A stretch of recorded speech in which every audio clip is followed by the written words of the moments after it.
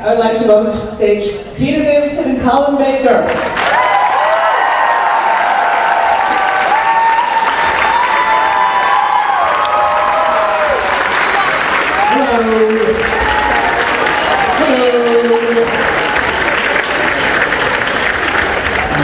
There you are, we're looking for you everywhere. Let's just have a nice chat. Oh, thank you. Are we going to I shall miss that. What? When I sit down in the chair, someone brings me water. Yeah, no, that's not No, at all. I don't get that, no. I said, what do you want? And I come back. Who are you? Anyway, I suppose we'll start with just straight to questions, really, shouldn't we? Let's have questions. What a nice Anybody got a idea. question? No, sorry. Come running up, fighting each other for questions. In fact, you have to arm wrestle the person behind you, and the one who wins gets to ask a question. Start us off here. Peter and Colin, thanks for coming to Chicago.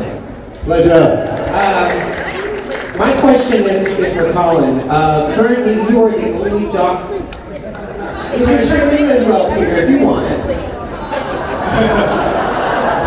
I missed the question. No, I hadn't asked it yet. Currently, you are the only doctor who has not had a proper final story, since Paul McGann has done the Night of the Doctor now. Would there be any chance of Big Finish ever doing a final Sixth Doctor story? And if so, what kind of story would you like for your character to go out on? I don't think there is a chance of that, because until someone does a final story, I am still the Doctor.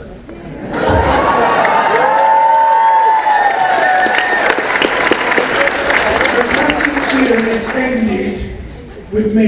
I am still the Doctor.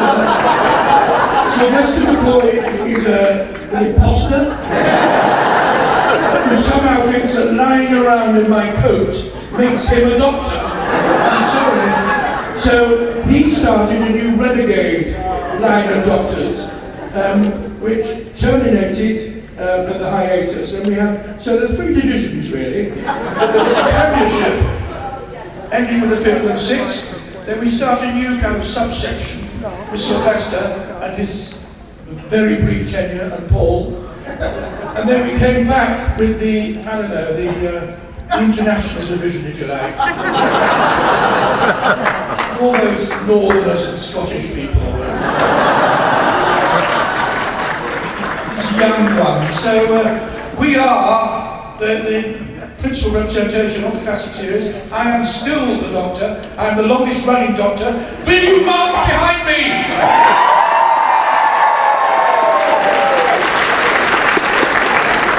And thank goodness Sylvester isn't here.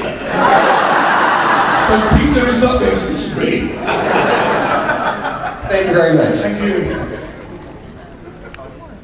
Yesterday, Peter spoke about how he plays all these sympathetic characters and how, even when he's in a role that's not as sympathetic, they cast him because he portrays sympathetic characters so well. And I'm thinking about the contrast to that, and then going from him into Colin Baker, who at the end of Twin Dilemma is like, I am the Doctor whether you like it or not. And this character that at the very beginning, doesn't seem like a very likable character. And I'm wondering, how did that dynamic play out for you, Colin, following up after Peter Davison as this such a likable Doctor, and then you... Hang on, is this another question for Colin Baker? If I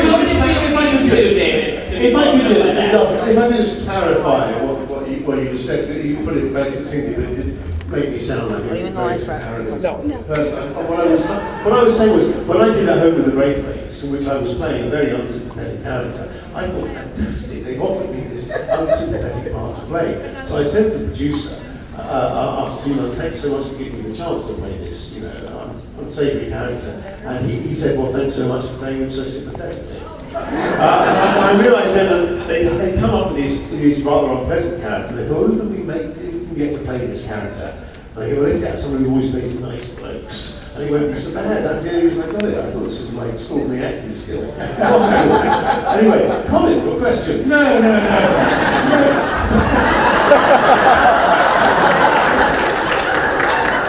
Tell you what, I'll let you talk about me.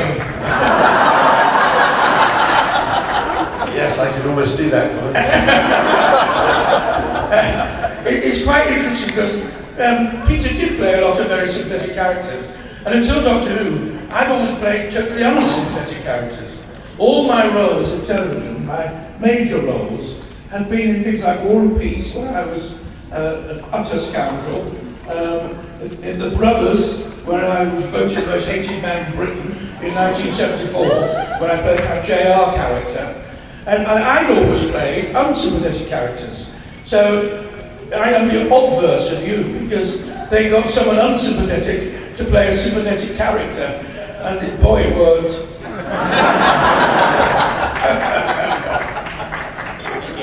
Thank you. Thank you for Peter, it gets very sad.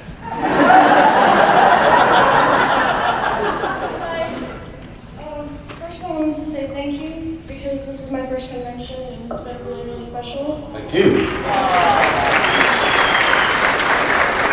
My question is, there's been 50 years now of Doctor Who. What do you think, or what do you hope is people will take away from Doctor Who? What do you think is the most important thing that people you hope will take away from it? What are we going to take away from Doctor Who? Oh, well, see, this question is a difficult one to answer. Sylvester, I'm going to take him there.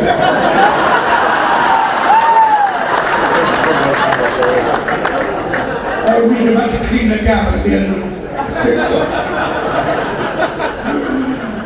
Poor Sylvester. Mind you, he's in the Hobbit.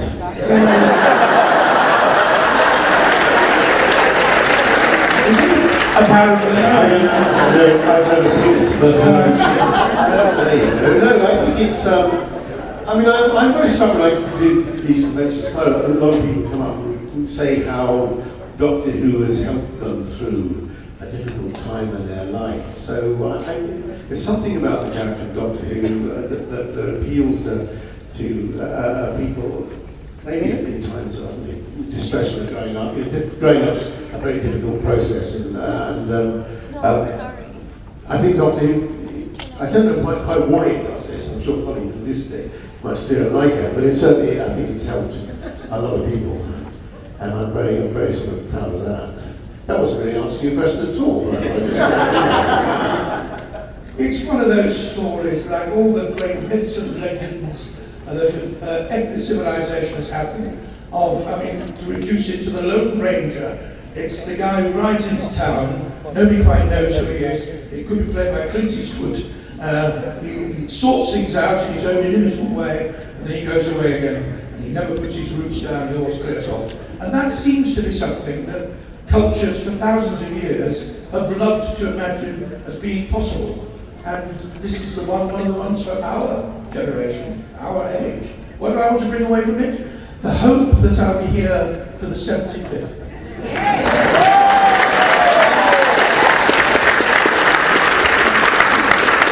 And that you all will as well. We'll see Actually, most of you will be. What I can say the same. We'll see the Margaret's the new producer. That might not look good for us. Well, I'm going to check. I got a tweet today, who, I think the name might be the same, because I got a tweet today that said, after seeing the Irish Doctor's reboot, they thought the next producer of Doctor Who ought to be Georgia Moffat. Yes!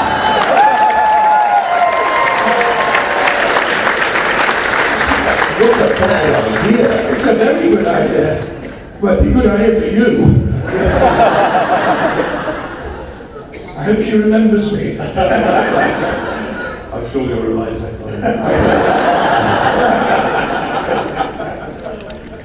Thank you. Thank you so much. Hi, I don't know if Peter will remember this, but 30 years ago, Of course I do. at the 20th anniversary Chicago Con, you were on a panel with Patrick Troughton, John Pertwee, JNT, and a fan got up, probably a Hartnell fan, who asks, how would you guys like to be recast? Because Richard Rendell was cast as William Hartnell in the other special, and there was kind of a booing in the audience, and you all kind of declined to answer that. But now that you're older,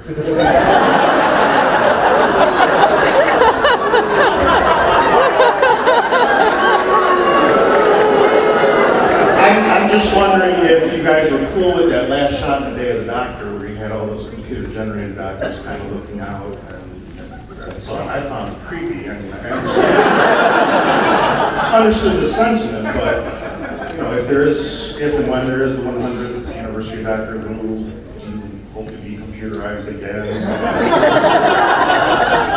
Do you know, believe it or not, I was under the impression, I think I'm right, that wasn't a computerized shot. They got people dressed in our outfits, and they put the faces, they sort of computer digitally did the faces on us, but they weren't, it wasn't actually digitally, the actual figures that were standing there weren't digital creations, they were actually people. Are we in it?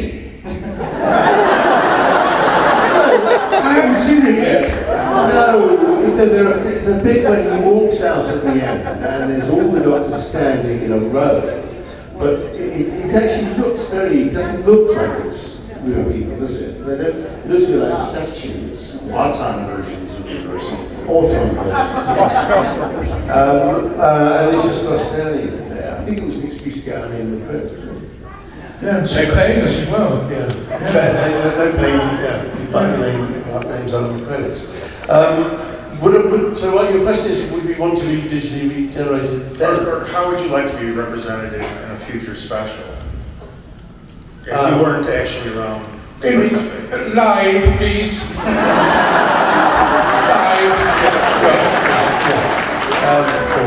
That would be best.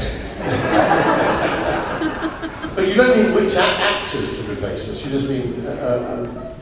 Well, they used clips of you at the one segment. I mean, from your doctor's back then, which was nice, but then they had like this redone thing afterwards. And, would you want them to use clips again at the 100th? Well, I don't think I'll care much, actually. I'll be so pleased to still be alive at 7 years old. So, I'm very happy. Thank you. Hi, I have two really quick questions for you. One, how do you like the new series? Okay, so let's be honest, that one first. Yeah. Well, I don't mind the new series. I do still watch it because I have two sons who, one of them is a huge David Tennant fan, and the other thing is a Matt Smith fan, who doesn't go down quite so well in our family. But so they watch Doctor Who, and I sit and watch it with them. I've noticed over the last couple of years, and this may just be age, there are more occasions when I turn to my children and go, what's going on? I do think sometimes it's a bit too pacey for me. There's not enough time to sort of develop anything. It just seems way bad, everything's happening at once and then it's sort of over. So just for my own personal taste, I like it to sort of relax a bit. But apart from that, I think that may just be modern tastes in television. That the producers think if there's a slow moment for more than about 5 seconds, people will switch over to the other side. I don't think that's true in the case of Doctor Who, but I think it's just, I know from my own experience with people putting pressure on me to edit things, that they just want pace, more pace. And sometimes I was anything that's right. So, but it's very popular and I enjoy it a lot. I do think when he came back, sorry Colin, I know I'm going on there. I do think it was marvellous when it came back. I mean, I think the fact that when it came back, it was essentially run by the fans. Russell T Davies, who grew up watching Doctor Who, just when the BBC asked him what he wanted to do next for them, he just said, bring back Doctor Who. So, and I was very struck when I went down to Cardiff how so many people in that office were Doctor Who fans, and so from that point of view, it's in good hands. And I think it's the writing standards are very high, and all round I give it an A star. But my own personal taste is I just like to be able to understand it a bit easier. Well, that speed thing all came about once there were so many channels, they were terrified that people would switch channel where there wasn't something happening every millisecond. So every program now hurtles by at a breakneck rate to make you worried you'll miss something if you change over to see what's on the other side. I looked at an episode of something happening in the 70s, and it was so leisurely. There was a boardroom scene where 8 people sitting around the table talking, and it lasted 15 minutes. And that was what television was accepted as then. It has got faster and faster, you're quite right. And I love the new series. I think the thing that always encourages me is I look at all the new Doctors, and each one I think, yeah, that's brilliant. They're all so good, which means that they must have got it right in the past as well. So that means we're good as well, which is quite nice. We're in very good company. And I'm really looking forward to Peter Colin, because I've seen him do stuff. He's got a wonderful kind of bubbling ferocity about him, which is perfect for the Doctor. And I think, the Doctor is almost actor-proof. I think there are actors out there who can do a really good 5-minute series of the Doctor, and others who can do a good 5-year series of the Doctor. But it's almost that the format is so good that any actor worth his salt could give his version of the Doctor, because it's bound to be different from other Doctors, and therefore you're going to be interested. And I bet every single one of you here at some point has mourned the passing of the Doctor that was your Doctor. And then within 4 or 5 episodes you're going, oh, but this one's good too. And just think how it feel if it was a woman. Who thinks we should have a woman Doctor one day? Quite high pitched, isn't it? That was quite high pitched. Yeah, the shrieks. Who thinks we shouldn't have a woman Doctor? Oh, very good. In America, in England, you get great resistance to the idea of a female Doctor. I think it would be fantastic. Who? Georgia Martin. You say I was the female.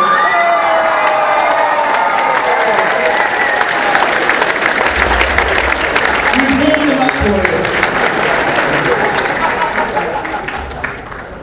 Your question had better be for Paul. I know there was a second part of your question. Okay.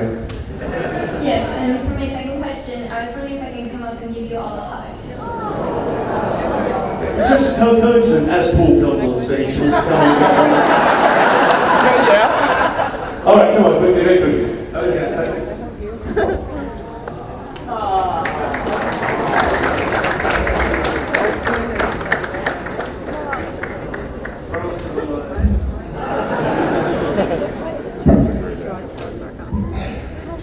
Thank you. Hello. My question's actually for Peter.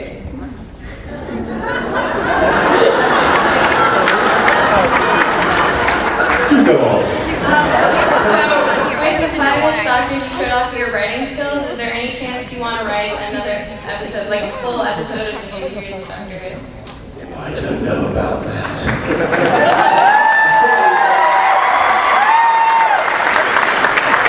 It didn't really take me this long, but it seemed like it took me nigh on a year and a half to come up with half an hour, so I don't know how long it would take for a full episode of Doctor Who. No, I don't know. I mean, I enjoy writing it, obviously, and I had a fantastic cast. But I just don't know. I've not ever considered that. I think I might have to go and read the encyclopedia of Doctor Who in order I didn't make any silly mistakes. So, I don't know, do you? I might sit down, you know. I think you do a lovely job. Thank you very much. Good afternoon. I was wondering if you could tell us any anecdotes about being recognized in public, and if there's anybody you're most commonly mistaken for when you're recognized in public. You're commonly mistaken for. George Clooney. I know Sydney Poitier. I know what your brothers. Yes. I'm forever taking the blame. Yeah, but that must be hard. I have no relatives apart from my grandfather Tom in the business, so... That's sneaky, isn't it? Do you think he knows that? I don't care anymore. Yes, it can be embarrassing sometimes, can't it? Yes, I remember years ago, the most embarrassing experience I had was years ago when I was doing the Regis Great and Small. I drove into the middle of Birmingham just to grab a bit of shopping, and I parked my car, and I went off into the town centre. The old Creatures was very big on the telly at that time, and I came back, and as I came back, I saw waiting by my car this bloke standing, and I thought, oh no. Because he just thought he was sort of hovering in that strange way. So I just thought, as I went up to him, he said, oh, excuse me, sir. And I said, no, really, I'm in a hurry. So I actually was a bit late getting back to the studio. I said, I'm really sorry, but I can't stop now. I've got to get back to the studio. And he said, no, please, sir, if you wouldn't mind 1 minute. And I said, no, and I was searching, grabbed my keys to get in the car. And this went on, and I thought he kept sort of butting in. And eventually he managed to get out. No, you went off and you left your keys in the door of your car. And I've been waiting for you for hours and hours. You had no idea who I was at all.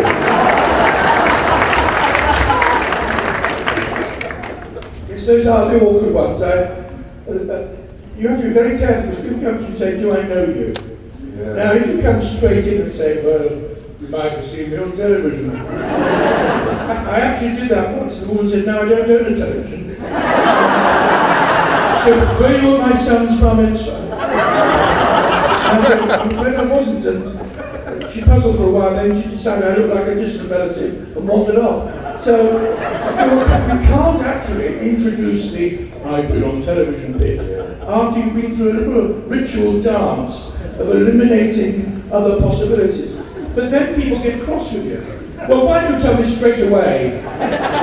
You may feel foolish now by not telling me you're on television. You can get it horribly wrong, can't you? Okay. There's a weird end of school feeling about this room all of a sudden. Yes. Man cackling. I did an episode of McGann PI once, and Tom Selleck's bodyguard, who was also his stand-in double, he didn't really look that much like him. But he was. I watched him, and people would come up to him and go, "Oh, Mr. Selleck, would you sign this autograph?" And his stand-in would just sign the autograph as Tom Selleck. I said to him, "Is it all right that you do that?"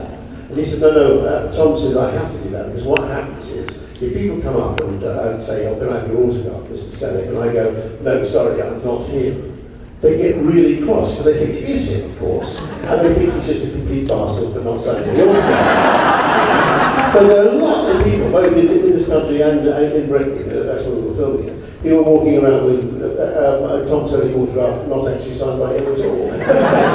But they couldn't do anything else because they'd all start going, no, you're a terrible person, you're not signing this autograph, so you just signed it. That probably applies to virtually all the stars you get autographs from. They've got their standards that look very similar. Except for British actors who don't have the luxury of standards at all like that. Next. Good evening, gentlemen. So, Colin, first of all, I want to say that I think the Big Finish audios make you very sympathetic. I am still not emotionally over the ending of the second half of Project Lazarus. But anyway, for all of you. So, in the aftermath of watching the Five-ish Doctors reboot, it suddenly occurred to me, wait, I would watch a feature-length road trip movie with you guys and Sylvester McGann. So,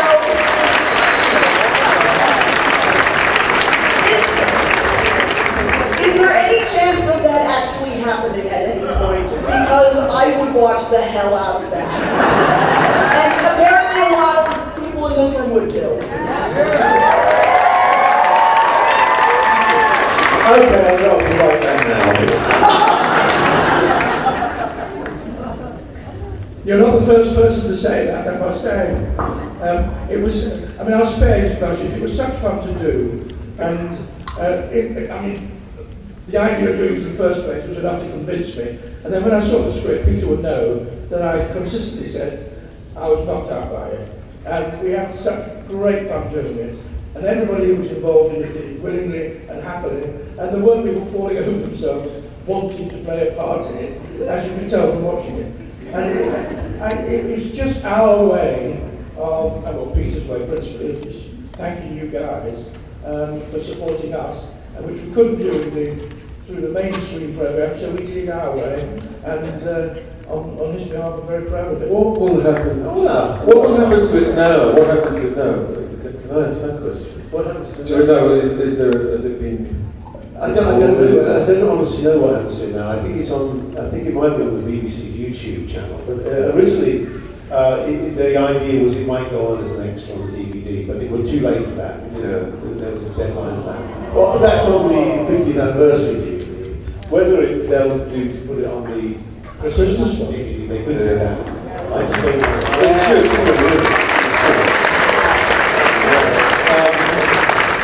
I always just said I wanted it out there, just available to as many people as we get out to it. So in whatever form we do that is fine with me. That's the punk spirit, folks. That's the punk spirit. That's the important. Put it out. And just a general thank you for doing that, because that completed the 50th. Thank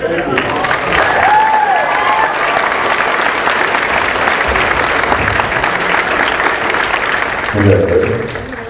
Peter, I was curious what your reaction was the first time you saw David sporting what he's dubbed as the Beast. And What, sorry? what he's dubbed as the Beast. Oh, that. And as follow-up for each of you gentlemen, what has been the most extreme appearance change you've done for a role? Right. Well, I mean, I think David secretly likes that. I don't think they had to persuade him to, when they said, look, the wig doesn't really work. We'll have to give you, sort of, what do you call those things? What do you call them now? That's extensions. I think he probably went, yeah, great. That blonde rock star hair. I look just like Jesus.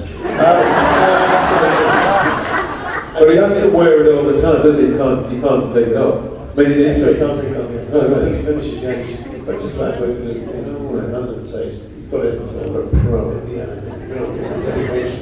I did bring up the other day to have a final discussion with Georgia over a vital part of the Finnish Doctor's reboot thing, and she said, I can't actually do anything, I'm just washing David's hair. So, I think he kind of likes it. It does look like it, doesn't it? What was your reaction when you first saw it? Were you cracking up? No. Yes. No, I just thought, I wish I could have it. Some hair. Of course, you were dish of the day, weren't you? I was dish of the day. That's what you want to do is four and a half hours of makeup, about 3 minutes on the screen. One take, get out of here. What was mine? I suppose playing Marlene Dietrich was I bet you wish you'd seen that, don't you? I do wish I'd seen that. I really want to see that now. I did a play called Privates on Parade, and I got to play Marlene Dietrich and Colin Miranda and Vera Lynn, and I had a ball! Pictures are available on the internet. I was a little slenderer than I am now. You've seen the pictures? There are no secrets now, are there? No secrets. The internet ruins it all. I once played a 5-year-old girl. What age You got a problem? What age were you? I was 25. In that Carol Churchill play, his name I forgot, I remember, Jet Lag. Another one? What? Cloud 9. Thank you. Why are the educated people sat at the back? They're well read. I was a theater minor, I had to read it for my first class. Oh, thank you. Yeah, Cloud9. Cool. That was interesting. And I once played Doctor Who with a wig on, and Doctor Who with a wig off. That's amazing. Drastic change. Thank you. Thanks. Hello. Hello, together, Brian. Hi. I wanted to say I'm part of that very rare somebody born after 19, like after the show, the classic series ended with Colin, and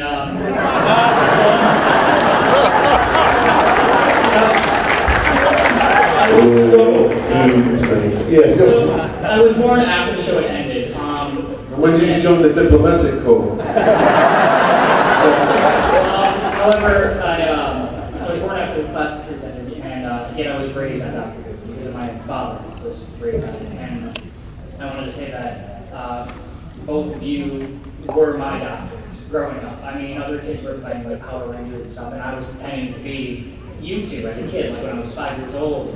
And you know, like as a child, you know, you were a huge inspiration. I wanted to be a doctor, and as I was growing up and I learned about you and about your acting, and you too, Paul McGann, about learning about what you do for roles and just how you are as people, I want to thank you not only for being fantastic actors, but for being fantastic people. Like, you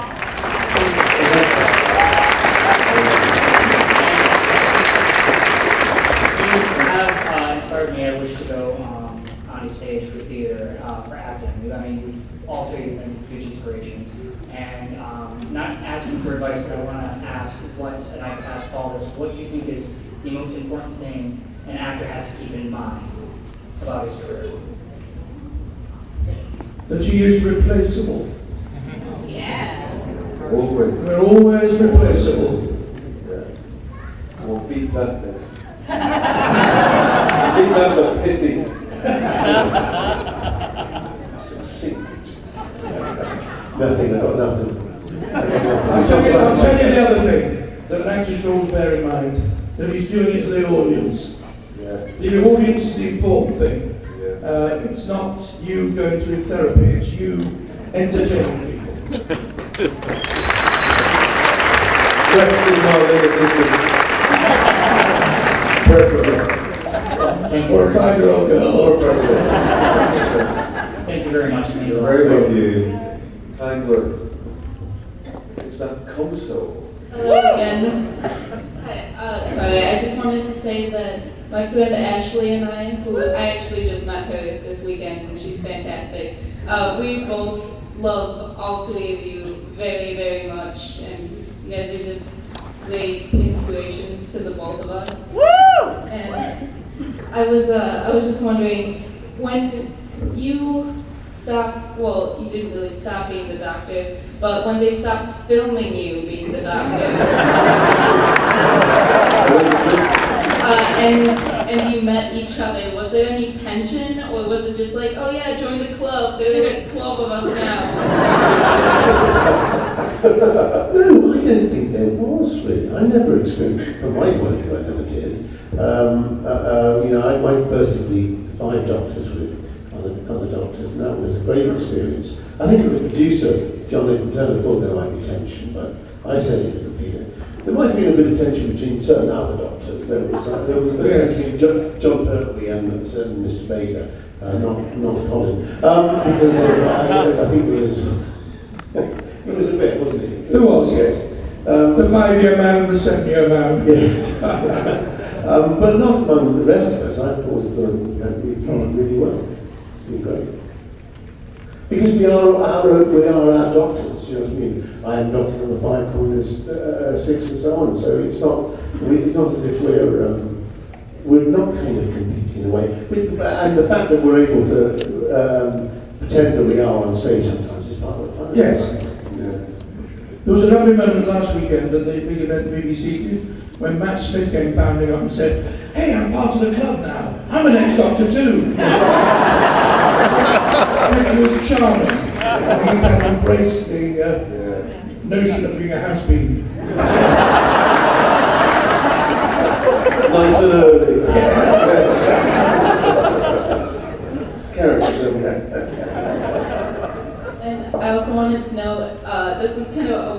question, but have any of you ever dressed up in new doctor's costumes and gone around London looking really woody? Because that would be awesome.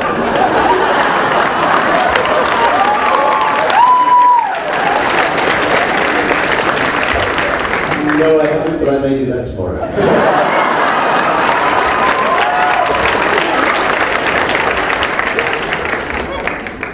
Thank you. I love you.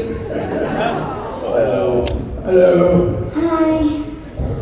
First, I have two questions, but first I want to say that I don't believe that there is a best doctor because all of you were perfect in a different way, and I love all of you.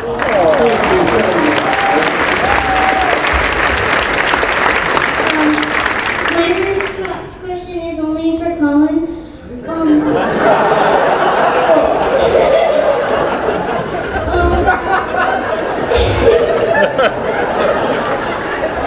Ask my girl.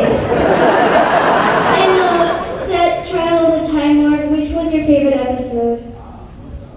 Which is my favourite episode in Trial of the Time Lord? Well, I can give you the long answer or the short answer. Which one should I give? Peter? Should I give the long answer or the short answer?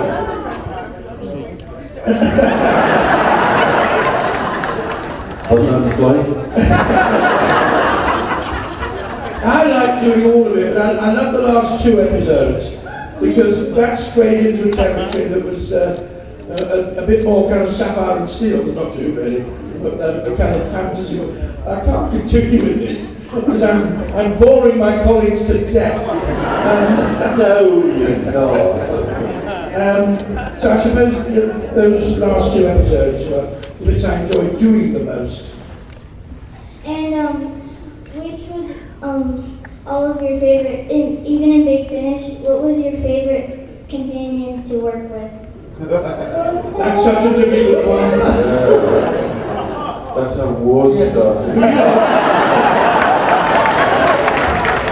I think the answer is the one that the Brigadier always gave about your favourite doctor.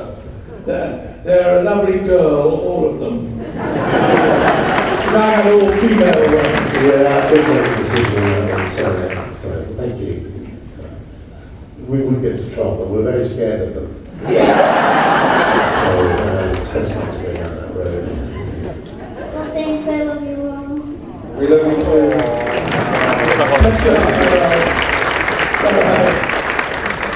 Hello.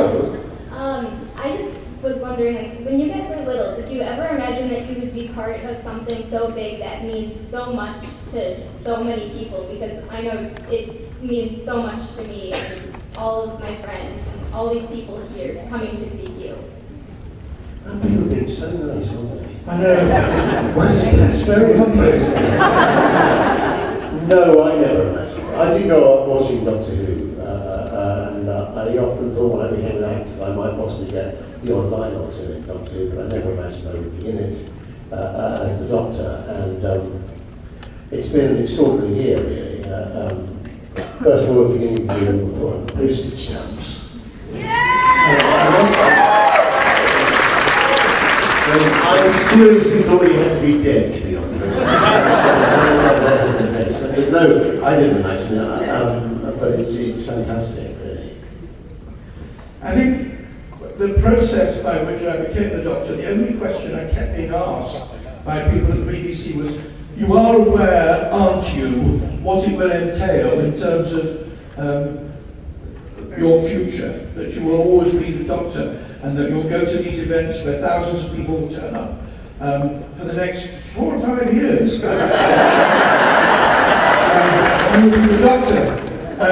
So I suppose I didn't anticipate that 30 years later it would not simply have not diminished, but it's grown, which is phenomenal. I mean, this convention this weekend is double last year's. I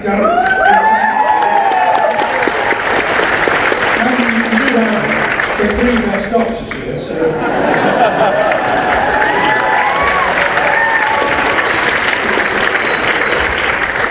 I know I can get colleagues on side. When I was a kid, I didn't even, or at least when I first thought about becoming an actor, I don't know, you can't even think like that. You just think, maybe I'll get a role in something, anything. Maybe someone will give me any little thing. You can't even afford to be that ambitious, can you? I mean, and everything happens so fast. If someone had told me then, I thought they'd be mad. Yeah.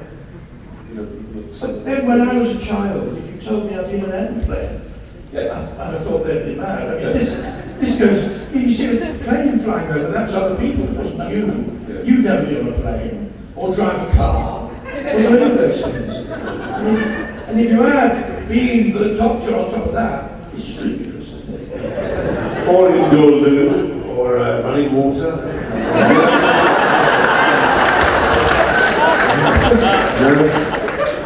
I've got a shoebox on the M6. Luxury. Chicks that day, they don't know their life. Anyway, sorry. Yeah, no, thank you very much. It was very kind. Thank you. Thank you. Hello. Hello. Hi. My first question is for Mr. Davison. What was your reaction when Georgia told you, or you found out that she was cast in Doctor Who? Well, funnily enough, she rang me up because she actually was offered a part in a previous episode of Doctor Who. I know you're going to ask me which one it is, and I cannot remember, but it's in the same series. And they rang up, and I knew she was going up for it. And so she rang up, and she said, they've offered me the part in the series. I said, that's fantastic. She said, but they've said, would I mind waiting for a few months because they've got a better part coming up later on in the series? I said, well, I suppose, if they're saying it's a better part, maybe you should wait for that. So she did, and of course, when the story came up, it was a story called The Doctor's Daughter. And I thought, oh dear, that wasn't really a better part, it was just a better title.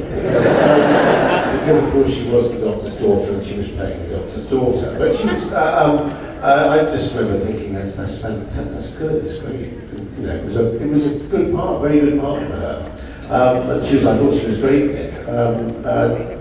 So, I just think it was, just great. I was very happy for her. We sort of set on her way in more ways than one.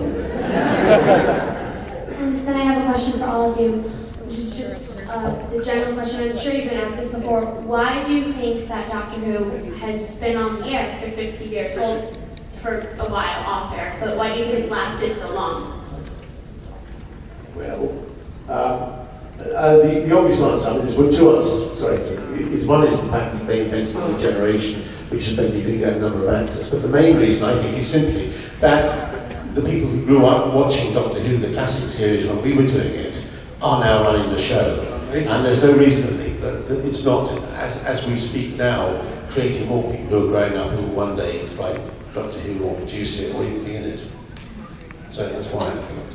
There's a shorter answer. Because it's good.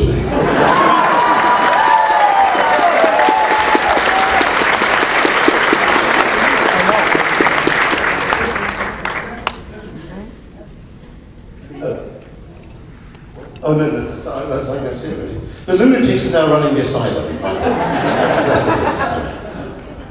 Right. Thank you. Thank you. Hello. I have two questions for all of you. The first one is, what was your favorite episode? Pretty quickly, because we haven't got with you, my favourite was Caves of Androzani, the last one, my very last story. I did turn into Colin Baker at the end of it, but apart from that. My favourite episode was Caves of Androzani.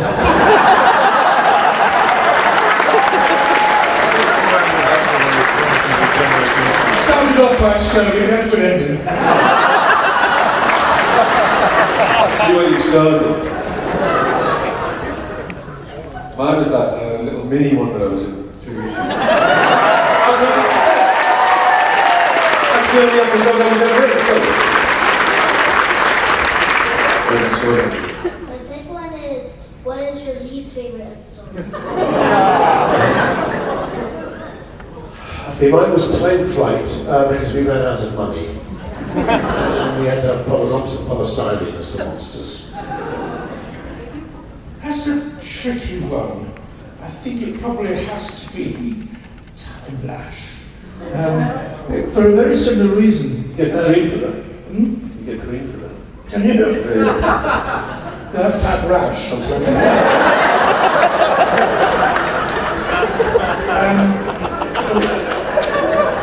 We had an expensive season, and that one, we had no filming on that one. It was all studio, and the set was we're back in better sets. Going into the Contron crystal mine. Anyway, moving swiftly on. What was? Where did you? I was on Inwards. Yes. It was the best in the woods. Yeah. The best in the woods the way around.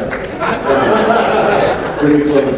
Thank you very much. I think we want to go for one question each from now on, if that's all right. So otherwise people have to get.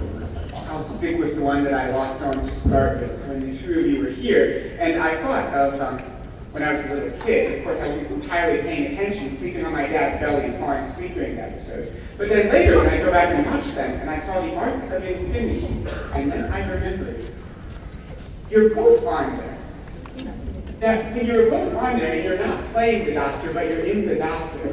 What was it like? Well, he shot me. What do you think it was like?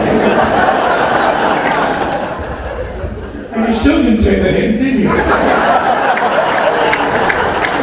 You still hung around for more episodes. I was going to hang around as long as I could. All right, thank you. That's my guys. Hi, first of all, I'm a really big fan. You guys all inspired me to become an actor, and I don't see you as individual people. I see you all as a doctor. So thank you for that.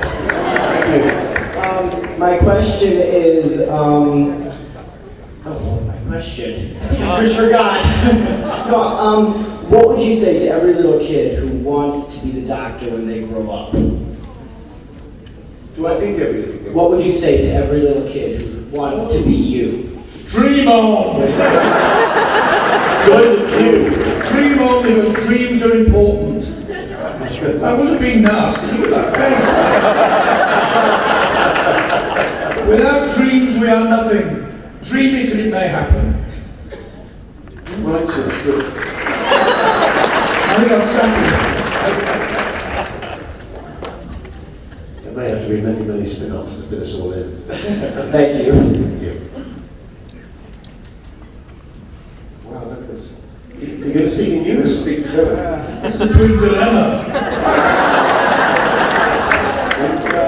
If you could be a main character in a Doctor Who episode, what would you want to be about?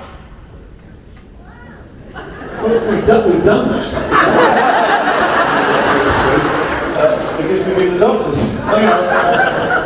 If you need a main guest. Saving the universe. Oh, no, I've done that too. Defeating the Mud, done that. Okay. So we're in a Western episode. Western, well, Matt did that. Yeah, Yeah. Trouble Fighters. I guess that's right, yeah. It's a tricky one, isn't it? Yeah. We've done it all, really. Maybe a football one. Yes. That would be good. Sporty. Well, that's a football, isn't it? Yeah, it is. Was. It was. He's left now. That's sadly. So, Yeah. see Peter Capaldi playing football. That's a tricky question, guys. Can we think about that for till next year? We'll invite us back. Sorry. Yeah, still. But very well rehearsed. Yes. Thank you. This is going to be your last question. There are all those people behind you, and you're representing every single one of them in your question. So no pressure. No pressure. She's gone. The entire internet has kind of been a buzz about this one. So at the end of the Five-ish Doctors, you, Colin and Peter, you went under sheets in the undergallery. In the episode, was that actually you? Of course it was. People don't believe us. Did you see us go under the sheets?